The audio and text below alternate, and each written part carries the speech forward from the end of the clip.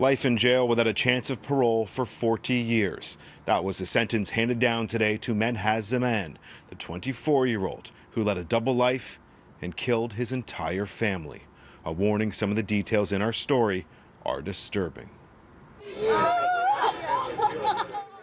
The pain and anguish of an unthinkable tragedy may never wane for family and friends. The weight of the crimes committed were front and center as Justice Michelle Furist delivered her reason for sentencing today, stating that Zaman betrayed his family's trust and the murders he carried out inside their Markham home was nothing short of a, quote, slaughter.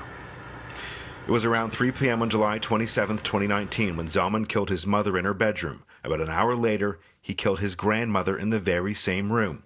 It's at that point that he had a nap, played some video games, and waited until about 11 p.m. for his sister to come home. When she did, he attacked her in the guest bedroom. Around midnight, his father returned home from his job as a taxi driver. Moments later, Menhaz Zaman murdered him as well. Following sentencing today, we spoke with one of Zaman's lawyers, who was instructed by the convicted killer to join the Crown in requesting that his parole ineligibility be set at 40 years. This sentence was specific to Mr. Zaman.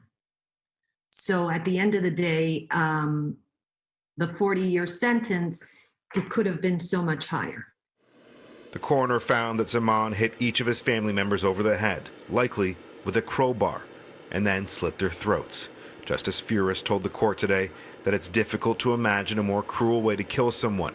According to an agreed statement of facts read out in the court 2 months ago, Zaman first thought of killing his family 3 years earlier. Zaman had been living a double life. His family thought he was studying to become an engineer at York University, but instead he failed out of a program at Seneca College and spent years pretending to go to class. Instead, he'd go to the mall or the gym.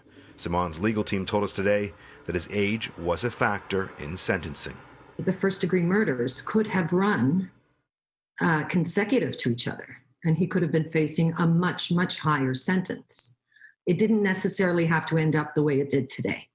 I would be inclined to tell you that age was a factor, and that's as much as I can tell you. Justice Furist added today that it defies understanding that while his mother and grandmother lied in their blood, he napped and played video games, lying in wait to kill his sister and father, who came home hours later.